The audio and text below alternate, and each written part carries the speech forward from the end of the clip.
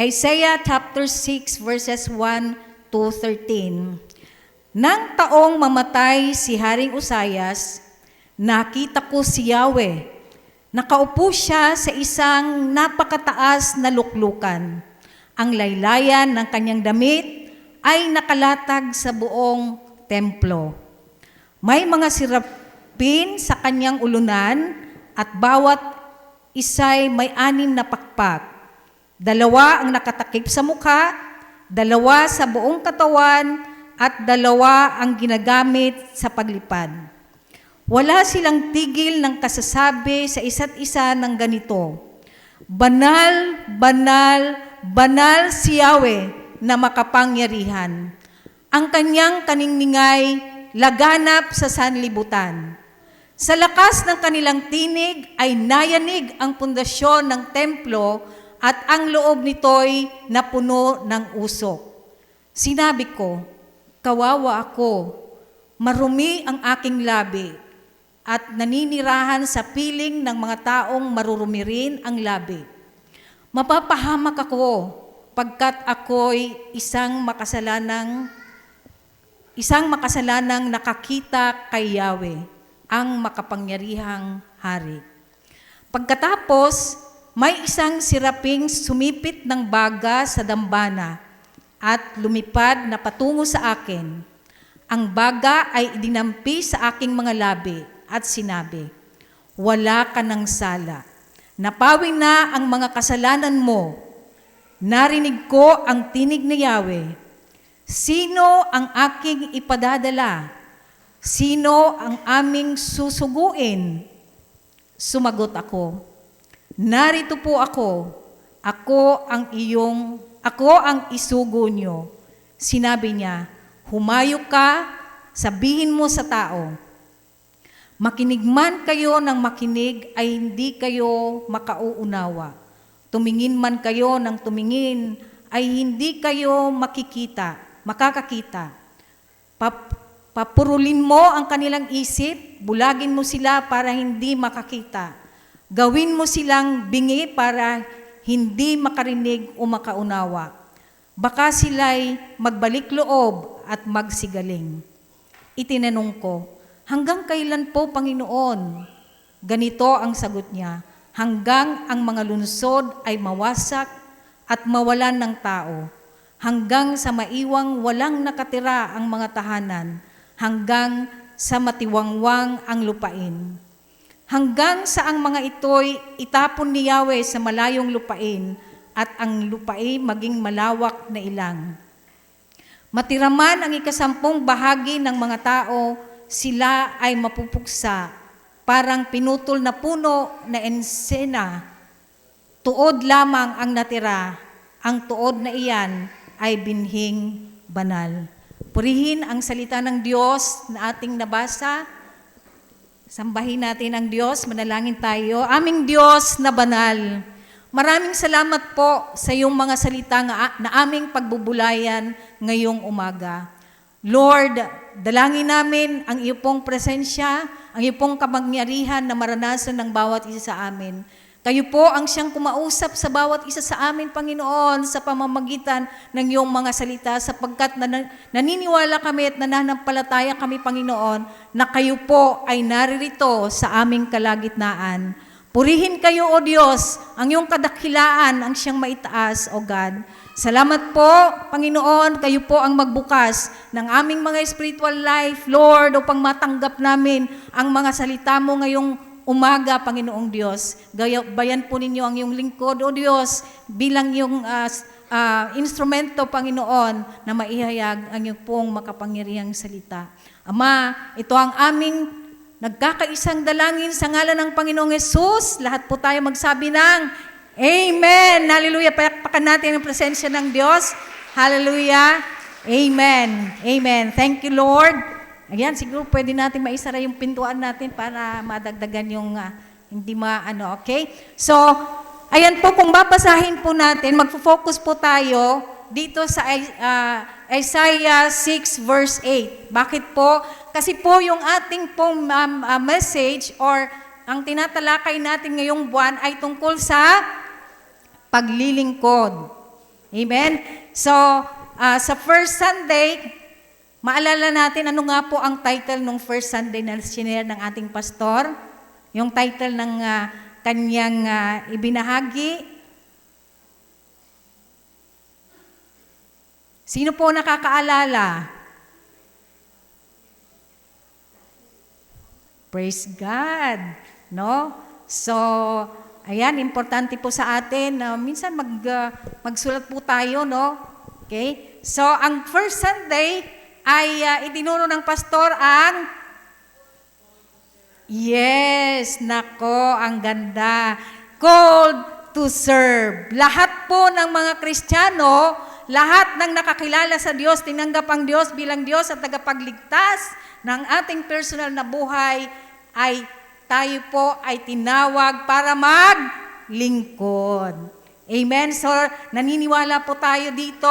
Lahat tayo po ay tinanggap na natin ang Panginoon bilang ating Diyos at tagapagligtas ng ating buhay. Amen? Amen. Kaya tayo ay tagapaglingkod ng Panginoon sapagkat tayo ay tinawag niya to serve. At pangalawang Sunday, ano po yung na-share ni Brother Ray? Knowing your calling. Yes. Pagkatapos mong tinawag, alamin mo, ano ba yung purpose mo, bakit ka tinawag. Okay? At ang third Sunday, ano ulit yung sinare ni Brother Ray nung third Sunday?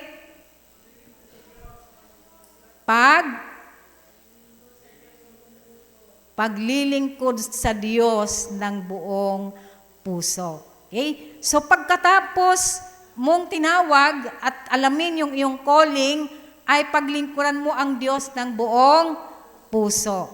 Okay? At pagkatapos, paglilingkuran mo ang Diyos ng buong puso, ikaw na ay handa na talaga na maglingkod sa Panginoon fully and completely. Amen? Kaya po, ang aking ibabahagi ngayon, mga kapatid, ay, ang title niya ay Ready to Serve. Okay? Ready to Serve. Yan po yung ating pagbubulayan ngayon. Ready to serve.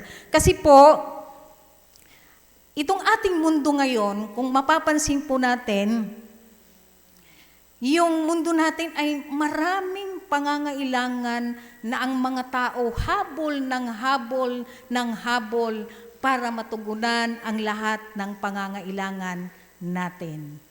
Okay? So, nagtatrabaho tayo, hinahabol natin ng oras, sige, trabaho ng trabaho, hindi naman po masama yan. Amen? Hindi masama magtrabaho, bagkos yan nga ay ini-encourage ng Lord to work because sabi sa Proverbs din na nakasaad doon, pag hindi tayo nagtrabaho at tayo ay tamad, hindi tayo makakakain.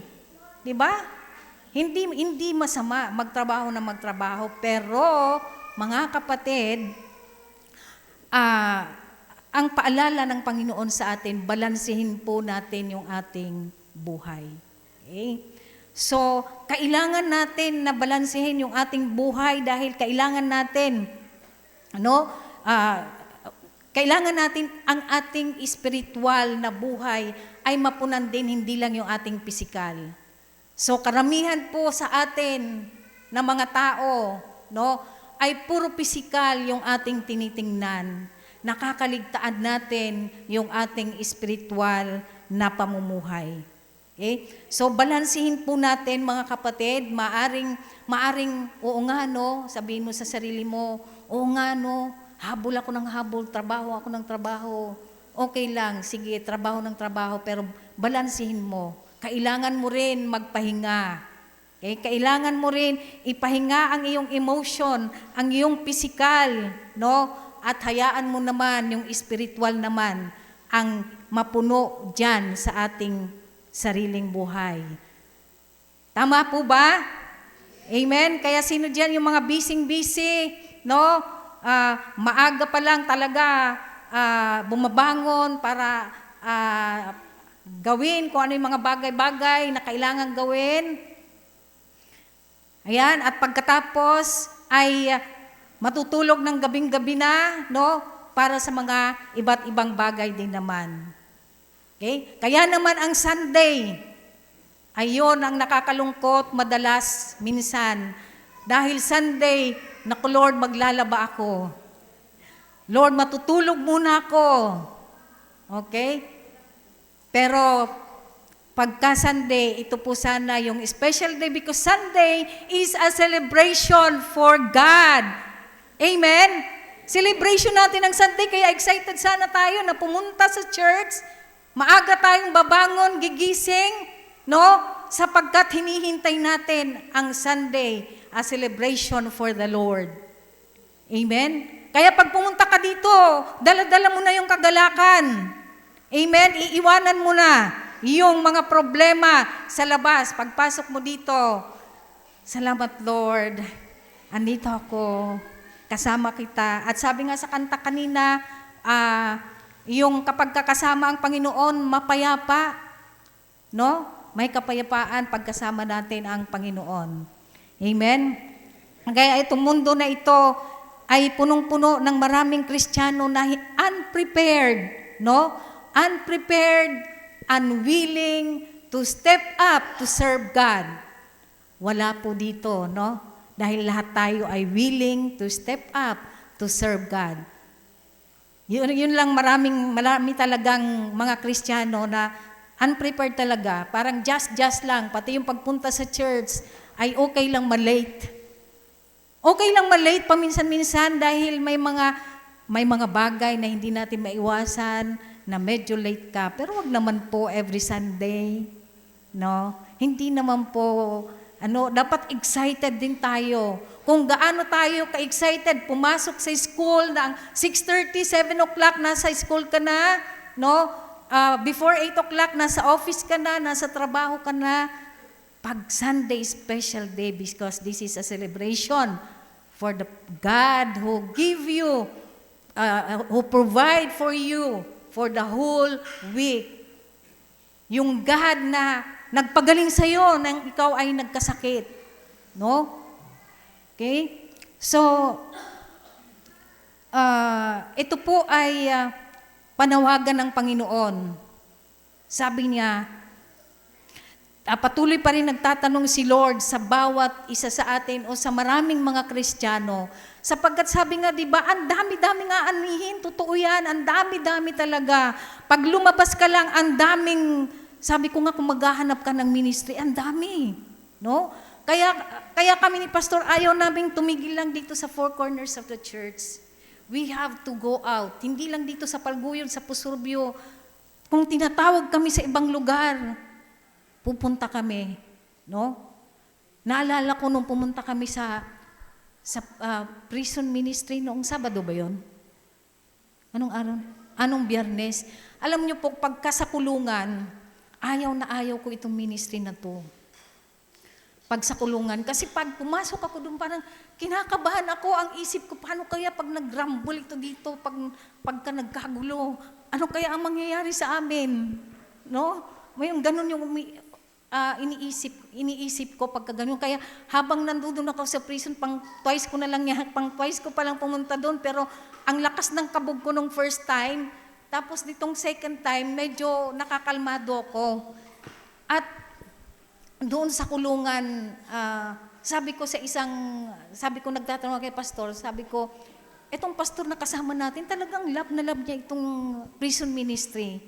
Ano ba ang nakukuha niya dito? Naalala ko, mayroong isang, hindi ko alam kung fina-follow niyo yon, yung isang Johnny Chang, na panood niyo na ba yon? Isang Johnny Chang na nakulong siya for 13 years. At the age of 12 years old, ay nakulong na siya ng 13 years. So, 25 years siya nung, 25 years siyang nakulong. 25 years siya nung lumabas na ng kulungan. Okay? So, sabi ko, itong taong ito, ang galing-galing sa salita ng Diyos. Ang husay. Pati yung mga question talagang grabe, ang galing niya. Sabi ko, grabe naman ito, ang galing naman ito. Parang hinahangaan ko siya sa husay niya ng salita ng Diyos, paano niya apply. Pero nagtanong ako, sabi ko, bakit kaya itong taong ito, sa kahusayan niya, na mag-share ng salita ng Diyos, punong-puno ang katawan ng tattoo. Okay? Nakita niyo na ba yon? Siya, yung Johnny Chang, punong-puno ang katawan ng tattoo. Sabi ko, ano kaya ang nangyari dito, nerds kung ganon? Doon ko nalaman na at the age of 12 years old ay naikulong siya. So 13 years. Kaya doon niya nakuha yung mga tattoo. Mabalot siya ng tattoo. Ganon. So bakit siya ganon kagaling? No? Bakit siya ganon kagaling? Mayroon doon ministry o prison ministry, mayroong pastor doon na nangalaga sa mga preso at inalagaan siya. Okay? Hanggang sa siya ay very willing, no? Very willing siya. Kaya marami siyang natutunan mula doon sa pastor at sa pangangalaga ng pastor. Okay? So, alam niyo po, bagamat ang ating pastor, pinagkatiwala tayo sa ating pastor, no, upang pangalagaan yung ating spiritual life, no? Pero unless isasubmit natin, kasi yung, di ba yung iba, yung pastor, parang pastor lang siya pag Sunday dahil andito. Pero paglabas nyo, parang wala na tayong connection sa pastor. Di ba? Hindi po ganon. Kapag tayo ay in-endorse ng Panginoon o ipinagkatiwala tayo sa isang pastor, hayaan po natin na ang job ni pastor sa atin ay ma-practice niya. Kasi yung iba sa atin aloof, hindi siya, ayaw natin, basta wag mong pakialaman, ito lang ako, Sunday lang tayo magkita, mag-preach ka lang pastor, okay na ako paglabas ko, no more connection. Hindi po tayo ganon. Kasi meron pong pananagutan si pastor sa bawat isa sa atin at mayroon din po tayong pananagutan sa ating Panginoong Diyos. Okay? So, sino po ba ang ready to serve na sa ating Panginoon? Kasi ang Diyos hanggang ngayon, no? Hanggang ngayon ay nagtatanong pa rin ang Panginoon. Okay? Nakatulad ng kanyang pagtatanong kay Isaiah, whom shall I send? Ito pong verse na ito yung verse na natanggap ko sa Panginoon kung kaya ako pumunta dito sa Pusurubyo. Ito yung verse na ito. Kasi noon, nauna ng tinawag ng Diyos si pastor na maglingkod, na isend dito. Pero na-delay lang ng 1 taon dahil sa akin. Sapagkat ayaw kong pumayag na pumunta dito. Until one time nung ako ay nagdi-devotion, ito yung inuukil-kil lagi ni pastor sa akin noon, tara punta tayo doon. Kasi ito yung tawag sa akin ng Diyos. Pero ako parang hindi pa ako handa. Ayaw ko pumunta doon. Bakit? Wala kaming kakilala dito. Basta wala kaming kakilala, anong mangyayari sa amin doon, parang ganon. Pero ang sabi ni pastor sa akin, doon kasi yung sariwang hangin, although sariwang hangin sa Baguio, pero parang mas gusto niya yung nagtatanim-tanim o yung parang gusto niya buhay probinsya. Siyempre dahil sa mahal ko ang Diyos, mahal ko rin ang asawa ko, yun ding parang inano ko na, Lord, i-condition mo ko, yun yung panalangin ko lagi. Na alam ko na may pangangailangan dito noon na magpastor, no? Pangangailangan. So, pero na-delay lang dahil sa akin dahil ayaw ko. Pero nung kinausap ako ng Panginoong Diyos, etong verse mismo, yung binigay niya sa akin. At nung natanggap ko ang verse na ito, ang sabi ng Panginoon, whom shall I send? Sabi niya, para bang, ito yung parang bumuhos na malamig na tubig sa aking buong katawan. At bigla ko na lang sinabi, here I am, Lord, send me. That time, yun na yung time na nag-submit si pastor, sige po pastor, pumapayag na si Tisha, bababa na po kami, magmi-ministry na po kami doon. So, yun po yung nangyari. Kaya dahil sa verse na ito, na pagtawag ng Diyos, una kay pastor, pero kailangan kong mag-agree doon sa calling ni pastor kasi hindi siya pwedeng ma-send dito mag-isa lang, no? Kailangan niya ng, 'di ba sa Bible 2x2, no? Dala-dalawa. So, ganun po yung kwento bakit ako napunta dito. Kaya love ko itong verse na ito. At sana mahalin nyo rin ang verse na ito dahil ito yung panawagan ng Panginoon sa bawat mananampalataya na isend tayo, okay, para maglingkod. Kaya sabi ko nga kanina, bawat Kristiyano, basta tinanggap mo si Lord, kinilala mo ang Panginoon bilang iyong Diyos at tagapaglingkod, tinawag ka na. Ang gagawin mo lang ay mag-respond sa tawag ng Panginoon. Marami po ang trabaho sa ministry para sa Panginoon. Ang dami pang naliligaw. Alam nyo, nung part ng counseling doon sa kulungan, akala ko, yung kinaunsilan ko, akala ko, ano yan, yung parang napapanood ko lang sa pelikula, no? Kasi yung case nung aking kinaunsilan ay from Mindanao siya, napunta siya sa Manila kasi nirecruit siya na magtrabaho sa isang restaurant. 16 years old siya noon. Tapos ay pumunta nga siya sa Manila, tapos nagtrabaho nga siya. Hindi niya alam na yung binagsakan pala na trabaho ay sa beer house. Yan sa beer house. Doon niya nakilala yung kanyang naging live-in partner na kung saan siya yung nag-train sa kanya na maging user ng drug hanggang sa maging dealer. You see, alam nyo, every day sa ating buhay is a battle. Labanan yan sa masama at mabuti. So, kilalanin natin, pag kilala natin ang Diyos, pipiliin natin ang maganda at mabuting buhay. At alam nyo, itong kinaunsilan ko, 4 times na siyang pabalik-balik doon. Sabi ko, bakit? Sabi kong ganon, bakit pabalik-balik ka? Ang sabi niya, mahirap pong lumabas kasi pagkagaling ka sa kulungan, ang tingin ng mga tao sa iyo ay masama. So, syempre, walang tatanggap na trabaho. Kailangan mabuhay. So, anong gagawin niya? Balik ulit. At yung nakakalungkot, sabi niya itong ika-4 na kulong niya, kapapanganak niya ng January 8, na ikulong siya ulit ng January 27. So, ilang araw lang, no, kapapanganak na kulong ulit. No? So, alam mo, itong mga tao na to, isa lang doon sa nangangailangan sa Diyos. Diba? Ang dami. Sa kulungan, ilan pa sila doon? Ang dami-dami. Sa Dagupan, mayroon silang 600. Sa iba't ibang, kung ilang mga tao, iba't ibang samot-saring mga dahilan. Itong mga taong ito, hindi sana sila nakakulong kung nakilala nila ang Panginoong Diyos. Amen? So, kailangan tayo. Lumabas tayo, wag tayong dito lang sa four corner. Ang pagpunta lang natin dito is a celebration kung ano ang nangyari sa atin sa labas for the whole week. And we come to the church every Sunday to celebrate the goodness of God. Na pinagtagumpay tayo dahil alam natin that every day is a battle.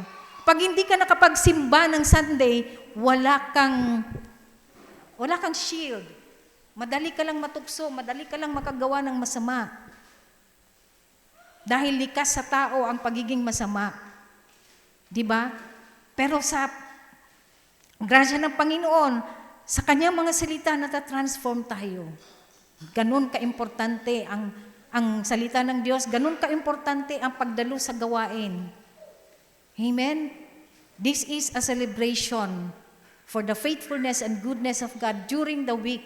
No? Kaya maging excited tayo lagi. Huwag nating kaliligtaan ang pagdalo ng ating pagtitipon. Okay? Ang presensya mo is strength na sa bawat isa sa atin. Amen? Kaya po, para magkaroon tayo lagi ng shield during the whole week, estudyante ka man, nagtatrabaho ka man, business ka man, housewife ka man, no? Ano man ang ginagawa mo, magkaroon tayo lagi ng shield ni Lord. Okay? Dahil everyday, si Satan ay laging naghahanap yan. He's a roaring lion, no? Looking for someone who will devour. Ba? Okay? Kaya magpa-shield tayo.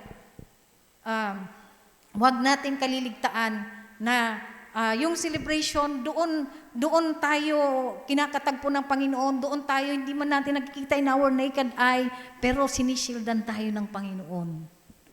Ganon ka-importante ang pagpunta natin sa church.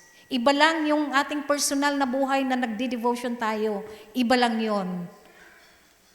Okay? Dahil yung pagpunta natin, nasa sa Hebrews 10:25, mayroon blessing doon. May shielding na ginagawa si Lord sa bawat isa sa atin. Okay? So, yun pa din ang katawagan. Hanggang ngayon, nagtatanong pa rin ang Panginoon na katulad ng tanong niya kay Isaiah, whom shall I send? Okay? Pwede pa nating sabihin, here I am, Lord. Send me. Okay? Pwede nating sabihin yun. Okay? At kapag sinabi natin, na yes, Lord, let your yes be yes. Na katulad ng sa akin, bagamat mahirap, pero dahil sa sinabi ng Panginoon, kasi meron siyang gagawin sa buhay mo. You see, kung hindi ako nag-respond, naging hadlang ako sa calling ni Pastor at hindi ako nag-respond. Look at you. Di ba? So alam nyo, pag nakikita ko kayo, lagi kong pinagpapasalamatan si Lord sa pagtawag niya sa akin at yung binigyan niya ako ng puso to respond. Here I am, Lord. Amen? Kasi kung hindi maaari, hindi ko alam kung nasaan ang bawat isa sa atin. Maski ako, hindi ko rin alam kung nasaan ako kung hindi ako nag-respond. Hindi ko rin alam kung nasaan ako at kung ano ang ginagawa ko. So alam nyo itong context ng Isaiah, pag nakita natin doon, kasi si Isaiah, ang pagtawag ng Panginoon sa kanya ay maging propeta. At yung pagsugo sa kanya, negative. Sabi niya, humayo ka, bulagin mo sila.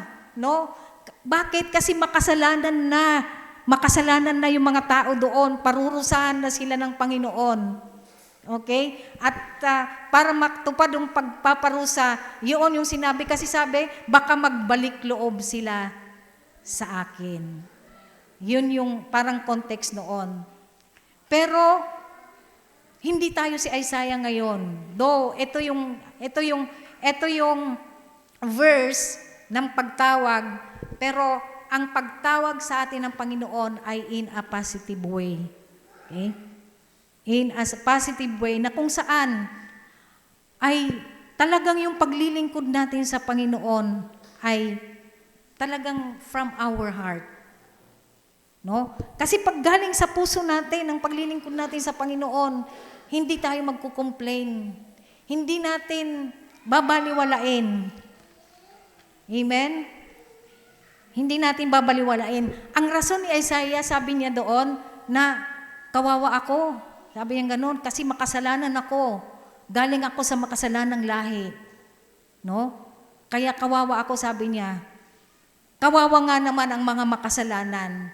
Kaya para hindi sila maging kawawa, ang daming mga tao sa labas. Kawawa talaga ang buhay nila.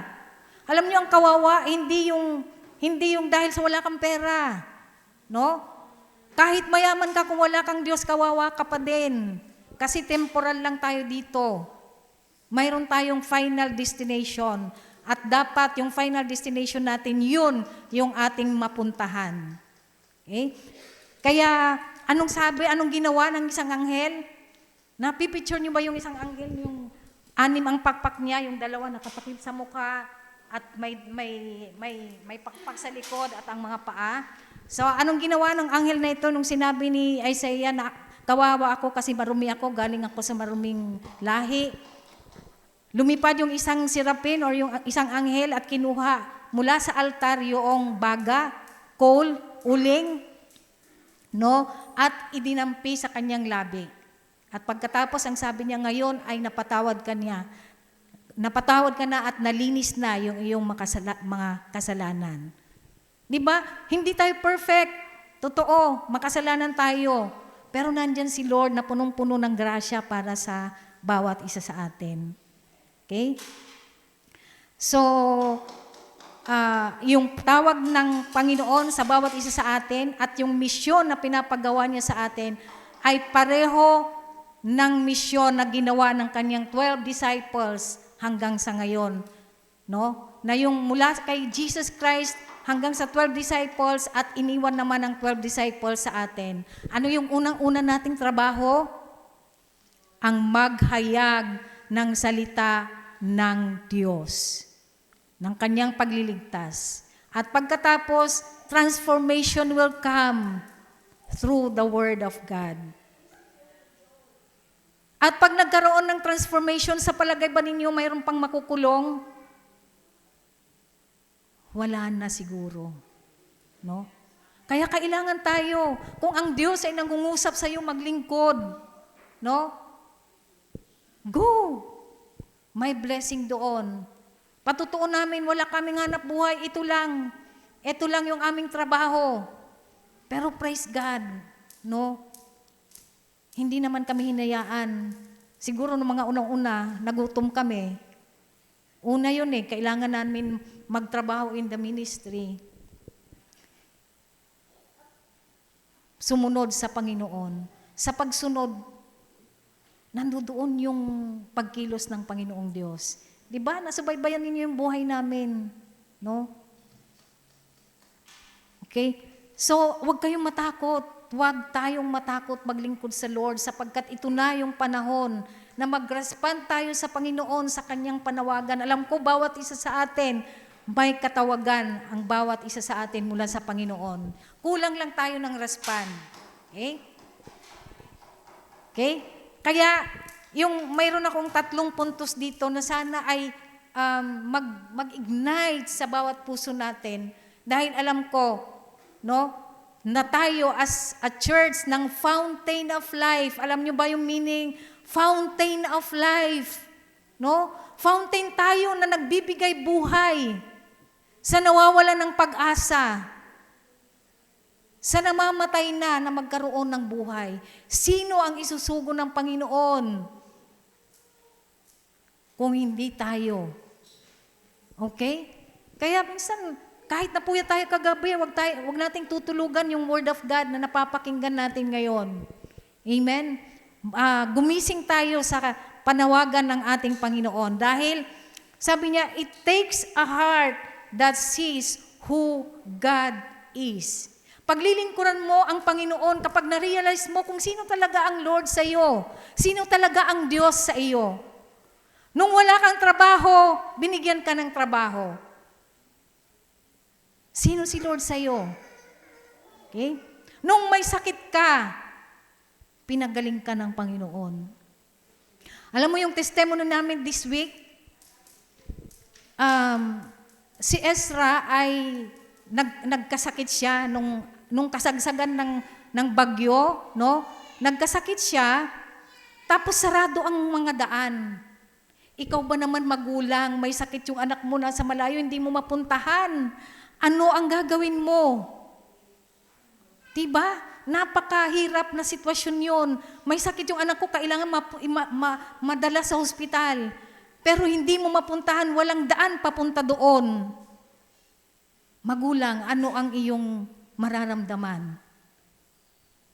Okay? So sabi ko nga, that time, sabi ko sana naging aswang na lang ako para liparin ko na ngayon. Mga ganun na pero praise God, hindi ako aswang. Amen. So yun, alam mo, may isip mo yung ganon. Pero buti na lang, sabi ko, sino ang tatawagan natin? Si ganito at may manabanggit na pangalan. Wala, nasa Davao sila, nasa ganito silang lugar, wala. Tapos biglang sabi ni pastor, si sister ganito, nandoon siya sa BSU nagtuturo. Ay oo, kaya tinawagan namin kaagad. Praise God, favor ni Lord, no? Nandoon lang sa malapit, naitakbo si Ezra sa hospital. Kasi kailangan niya ma-hospital talaga that time. So na-hospital siya madaling araw, hindi kami nakatulog until nung nakauwi na siya sabi ko, Lord, nasa hospital siya, sana wag siyang ma-confine kasi walang magbabantay sa kanya. Praise God, si Lord nag-a-answer ng prayer. So God, tumutugon siya ng lahat ng panalangin. Pag ang panalangin niyo in a difficult time, no? Pag nasa difficult time ka na at binigyan ka ng favor at tugon ng Panginoon sa panalangin mo, Sino ang Diyos sa iyo? Kung siya yung Diyos sa iyo, na in a difficult time, nandoon siya, tumutulong sa iyo, hindi ka ba magse-celebrate ng kabutihan ng ating Panginoon? Diba? So praise God. Ayun hindi man kami makapunta talaga dahil sa walang daan. Pero praise God, may ginamit si Lord in behalf of us. Nadadala siya sa ospital, pina-hospital siya hanggang sa nagkaroon ng, ayan na. So praise God, nagpapagaling yung aming Ezra ngayon, kasagsagan ng kanilang exam. Alam niyo yung exam nila, minsan ako, daming memory, kunting lang talagang i-memorize. Ang hirap. Sabi kong ganyan, pero praise God at kinakaya ni Ezra. Kaya ayaw ko pa uwiin kasi di ba may bagyo na paparating. Anak, wag ka nang umuwi kasi yung bagyo baka hindi ka makabalik, exam mo pa ng Monday. Sabi ng tatay niya, wag mong sasabihin yan, baka makaramdam ng rejection. Sabi niya gano'n. Sabi ko, protection, iba ang point of view mo, protection sa iyo, pero sa kanya nahuhumsik eh. So hayaan mo siyang umuwi. Kaya nag-message ako sa kanya, sige anak, uwi ka. Ayun, so kahit nakauwi siya, praise God, naalagaan namin siya. Yung favor ng Panginoon. Okay? So it takes a heart that sees who God is. Kung sino ang Diyos para sa iyo, magre-respond ka sa Kanya. Amen? Kung ano ang sabi na banggit ito kagabi ni brother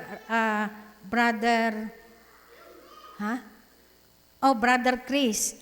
Nabanggit niya kagabi. Sabi niya, kung ano ang katotohanan tungkol sa Diyos. Okay? Ano ba ang katotohanan? Ano ba ang perspective mo tungkol sa Diyos? Na kailangan mo siyang paglingkuran. Amen? Ano ba ang katotohanan? Okay? Ano nga ba ang pagkakilala mo sa Panginoon? Diba?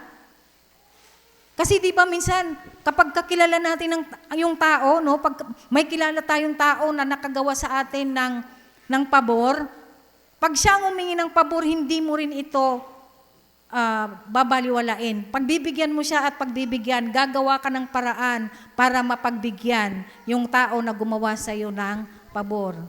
Si Lord, ano ang ginawa sa iyo?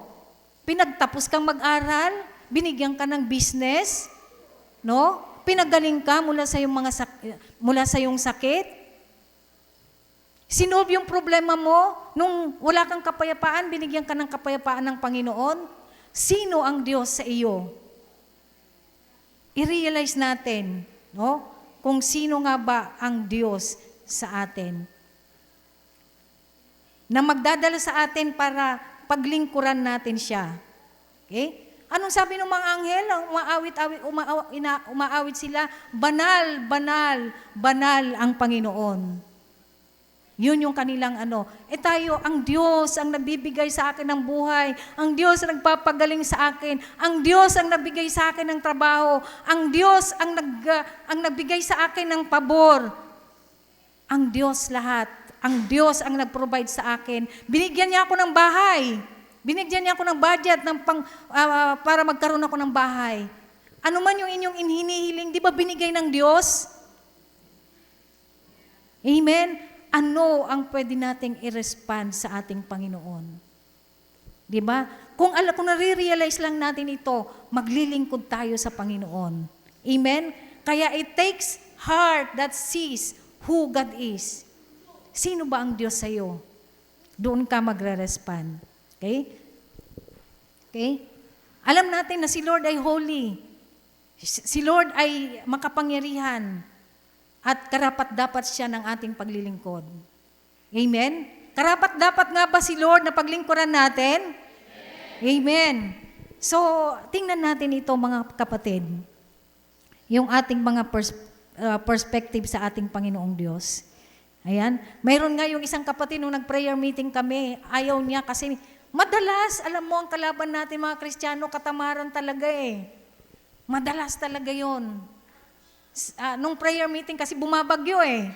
Bumabagyo nung prayer meeting. So, dumalo lang ang matibay. Okay? So, sabi nung isang kapatid, sabi niya, tinatamad talaga ako pumunta eh. Sabi niya, hindi na talaga sana ako pupunta. Sabi niya, pero naalala ko, pinapaboran ako ng Panginoon eh. Sabi niya, may pabor ang Panginoon sa akin. Marami siyang pabor na binibigay sa akin. So, kailangan kong pumunta. Amen? Mga kapatid, kapag ka mayroong katamaran na ini-inject ang kalaban sa atin para nakakahadlang na dumalo tayo ng gawain, labanan mo ito. Amen? Labanan mo ito. Alalahanin mo kung ano ang ginawa ng Diyos sa iyo. Okay? Ayan. Kaya, i-align natin mga kapatid. Alam ko, si Lord sabi ko, hindi nagkulang sa atin. Lahat tayo ay mayroong kakayanan para paglingkuran ang Panginoong Diyos. Okay? Mayroong iba, sabi, Pastor, pasensya na kayo kasi hindi kami makapunta ng gawain. Okay lang, kasi mayroon ka namang ibang paraan ng paglilingkod. Okay? Naglilingkod ka naman in a way na kung may kailangan ng church, okay, nagsusumikap ka na magkaloob. Okay? Pero kung tayo ay wala namang ginagawa kasi kilala ko naman itong mga tao na ito na gigising sila ng maaga, punta dito, punta doon, biyahe dito. Talaga hindi sila maka-attend ng gawain. Pero sinisikap nila na at least pagka Sunday, God celebration ay nakakapunta sila. Pero kung tayo na may kakayanan, may time, no? Punta tayo. No? Punta tayo. We can serve God in a different way. According doon sa kung ano yung pwede nating i-collaborate. No? Hindi tayo naglilingkod para kay pastor, naglilingkod tayo sa Panginoon dahil mayroong iniwan ang Diyos na trabaho para sa bawat isa sa atin na trabahuin natin. Okay? Hindi pa tayo natutuwa na kapag ka may isang tao na nabago ang kanyang buhay, nagkaroon ng pag-asa, umayos ang buhay, at ikaw yung ginamit, di ba yun honor sa iyo ng Panginoon? Naranasan nyo na ba yun? Dahil sa paggamit ng Diyos sa iyo, may tao na nabuksan ng isip, nagkaroon ng pag-asa. Diba? At nabuhayan siya. Okay? So, yun po mga kapatid. Tingnan lang natin kung sino talaga si Lord sa buhay natin. At kapag ka nakita natin kung sino talaga siya, hindi tayo magdadalawang isip, i-avail yung ating panahon para sa paglilingkod sa Panginoon. Basta't ang unang-unang paglilingkod natin sa Panginoon ay ihayag ang salita ng Diyos.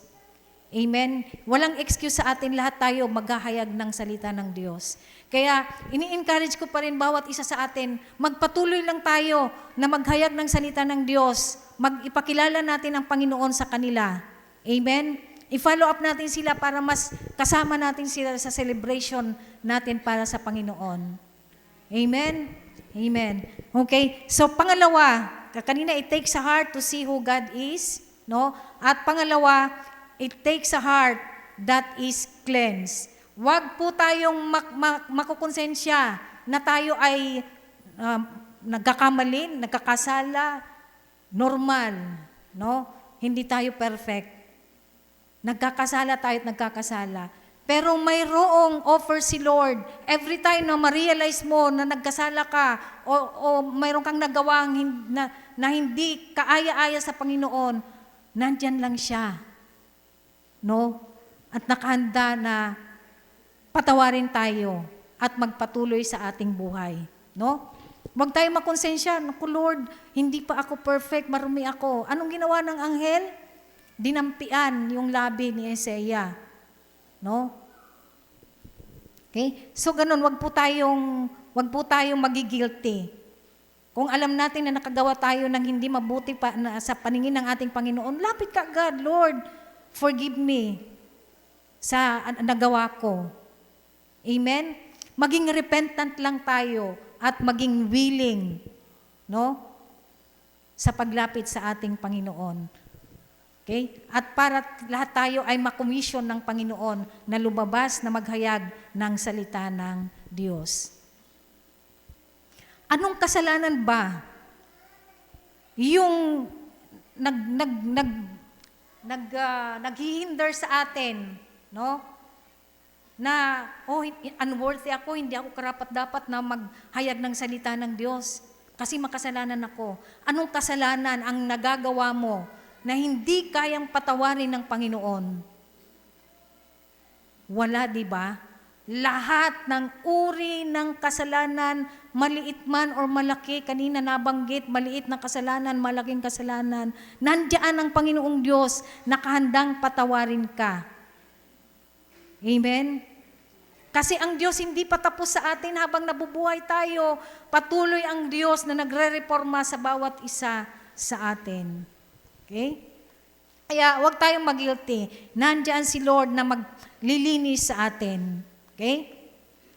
At kapag tayo ay nalinis na, alam nyo, makikita nyo pag nilinis na tayo inwardly ng Panginoon, yung outward na gagawin natin ay kalugod-lugod na sa ating Panginoong Diyos. Okay? So kung ano man ang kasalanan na naghihinder sa'yo para ikaw ay humayo, para sabihin mo na hindi ako worthy na maghayag. No? Pinatawad na tayong lahat ng Panginoon. Nilinis na tayo. Okay? So, lumapit tayo sa ating Panginoon. At pangatlo, it takes a heart that is willing. Willingness lang ang kailangan natin. No? Kagaya ni Isaiah, naging bold lang siya. Sabi niya, "Here I am. Send me." Walang ibang negotiation lang nangyari. Hindi niya alam kung saan siya, kung tayo man ay tatawagin, "Here I am, Lord." No? Nang walang any negotiation, basta sumunod lang tayo ng sumunod, kagaya ng sinasabi ni Pastor, no? Sumunod lang tayo ng sumunod sa sinasabi ng Panginoon, kahit hindi natin alam kung ano ang kasunod. Di ba? Sumunod lang tayo. Okay? At ang Panginoon, hindi lang yung tinitingnan natin yung ating ability. Di ba? Sabi ko nga kanina, si Lord, binigyan tayo lahat ng kakayanan na maglingkod. Hindi lang doon nakatingin ang Panginoon, kundi doon sa availability ng bawat isa sa atin. Kasi yung ability nandyan na yan gagamitin mo lang yan. Ang tanong, available ka ba? Amen? Make time for God. Binigyan tayo ng 24 hours a day. In fact, yung 10% ng 24 hours is para sa Lord. So wala tayong rason para hindi makapaglingkod. Wala tayong rason, wala akong oras Nasaan yung 10% ng 24 hours mo? Yun ang gamitin natin paglingkod sa Panginoon. Okay? So, tumitingin or nagaanap ang Panginoon sa bawat isa sa atin ng available. Okay? Available. Sabi ko nga, sa ability natin, kunti lang ang alam ko, hindi ko naman alam magganito Hindi ko alam magganyan. Magsaliksik ka, magpa-train ka, lumapit ka doon sa may alam, paano ba gawin ito? Paano ko ba gagawin ito? Meron at meron magtitrain, magtuturo sa'yo, basta't willing ka lang at available ka lang. Amen? Sabi ko nga, willingness plus commitment equals availability. Maging willing ka lang at i-commit mo yung sarili mo, magiging available ka. Okay? Ang sabi nga, di ba, madalas nating tinatanong, o madalas natin itong naririnig, kung gusto mo, kung gusto mo, parang kukunti lang kung gusto mo,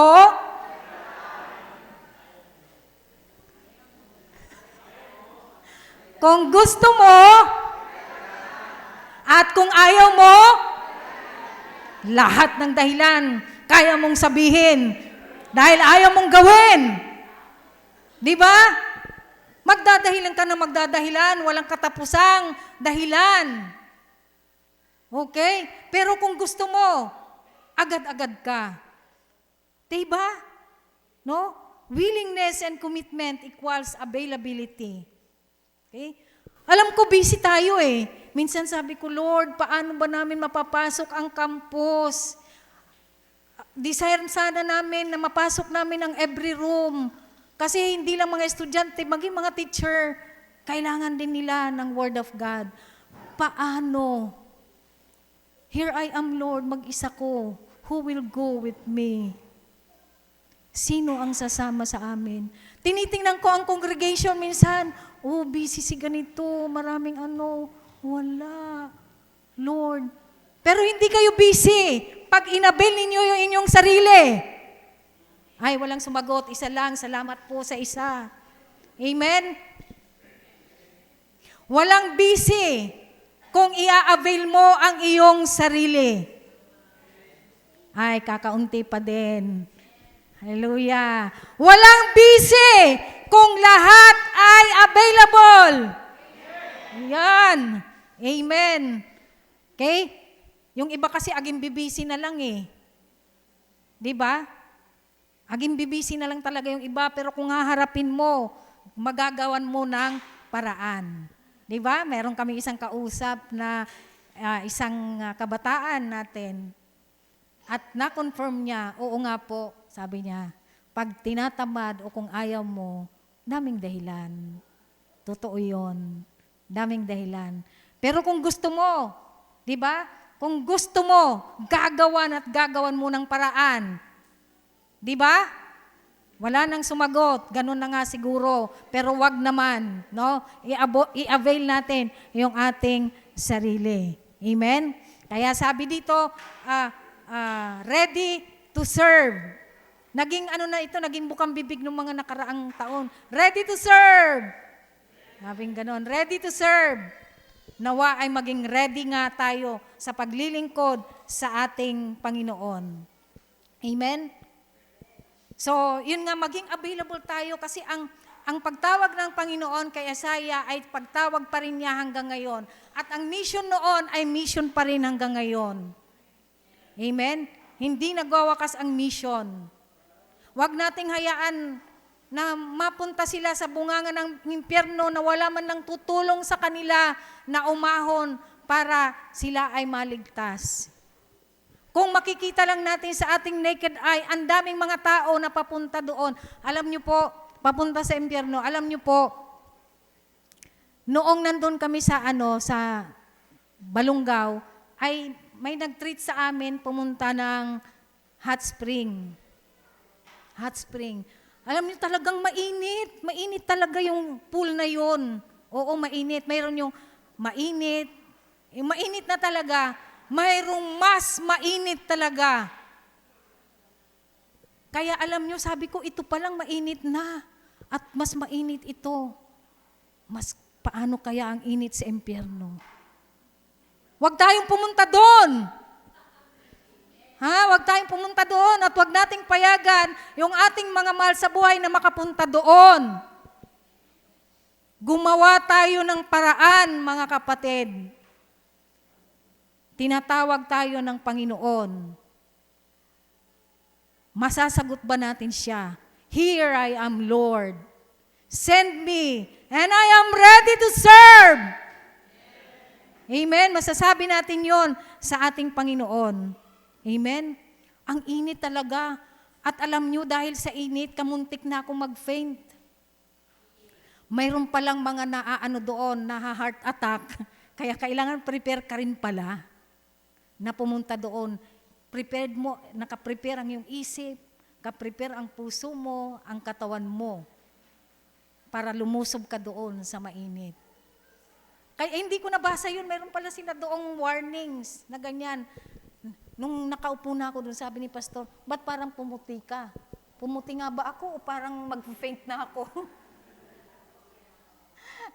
Nung nakaupo na ako doon sa gilid, binasa ko. Naku, may mga warning pala doon. May mga naa-atake pala doon. You know? Ganon din, no? Kailangan prepared ka sa puso, sa isip at ang katawan mo. Okay? Ganon din sa Panginoon. Sa paglilingkod natin, kailangan i-prepare natin yung ating puso o isip. Isip tinuturo ko, puso sinasabi. No? I-prepare natin yung ating isip, yung ating puso at ang ating katawan. Amen? Balanced life. Okay? So mag-respond lang tayo sa ating Panginoong Diyos. Yung mission noon ay siya pa ring mission ngayon. Kaya maging isa tayong mga misyonaryo ng ating Panginoong Diyos. Okay? Huwag mong titingnan ang sarili mo na ito lang ako, ganito lang ako. Ititrain ka ng Panginoon. Amen? Ang kailangan mo lang ay maging willing at available. Amen? Maging willing, maging available, at pagkatapos, ikukumit mo talaga yung sarili mo sa Panginoon. Sa isip, sa puso, at sa buong mong katawan o buong mong pagkatao. Ganun lang, magsilbi sa Panginoon, hindi mahirap. No? Hindi mahirap, basta sumunod ka lang ng Panginoon, hindi ka ipapahamak ng ating Diyos. Bagkos ililigtas tayo. Hindi lang tayo, kundi yung mga taong sa labas na nangangailangan sa Panginoon. Sino ang gagamitin? Here I am, send me. Sino makakapagsabi noon? Amen? So, yun po yung ating encouragement sa bawat isa sa atin, mga kapatid, na maging available lang tayo sa ating Panginoon dahil marami siyang gustong ipagawa sa atin. Okay? Nahihinder lang, no? Dahil ayaw nating gawin. No? Ang Diyos, tinatawag niya lahat, no? Hindi lang yung mga talented, hindi lang yung mga educated, no? Hindi lang yung famous. Pero sa paningin ng Diyos, lahat tayo ay famous. Lalo na kapag tinutupad natin ang utos o panawagan ng ating Panginoon. To be ready to love God and His people. Ready to give his or her life for God's service. Ready to give his life. Nakita niyo yung si Charlie Kirk sa kanyang pangangaral na ikinamatay na niya dahil sa pangangaral. Ready to give his life for God's service. Amen? So ganun, kung gaano mo tinitingnan ang Panginoon mo, na siya yung all in all mo, talagang paglilingkuran mo siya with all your life. Okay? And ready to serve for God's work. Na i-spread yung kanyang salvation, yung word of salvation, yung gospel of salvation, and then the transformation will come. Sino ang kailangan doon sa transformation? Tayo. Amen? Amen. So nawa ito yung maging challenge sa atin that this week, no? This week onward, pagbulayan natin yung panawagan ng ating Panginoong Diyos. No? Whom shall I send? Whom shall I send? At hinihintay ng Panginoon sa bawat isa sa atin, here I am, Lord, send me. Yun yung panawagan ng ating Panginoong Diyos. To serve in the church, to serve sa ating community, at kung saan tayo ilalagay ng ating Panginoon. No? Sa labas, and let's go back every Sunday to celebrate the faithfulness and goodness of God every Sunday. Amen? Amen. So wag tayong maghintay ng kondisyon. Lord, maglilingkod ako sa iyo pag nakagraduate ako. Nakagraduate ka nga, nagbusy ka, wala na. Kaya kung ano man yung sitwasyon mo right now, say yes to God. Wala nang ano pang kondisyon. Lord, pag ganito na, pag ganito na, pag ganito na. Mayroong isang kapatid noon, ganun ang rason niya, hanggang ngayon, wala na. No? Ganun ang rason. Huwag nating maging rason yon. No? Huwag tayong mag-wait ng any condition, no? Sa ating Panginoon. Ito yung time to be ready. Okay? Ito yung time na tumugon tayo sa ating Panginoon. Nasasabihin natin, here I am, Lord, send me.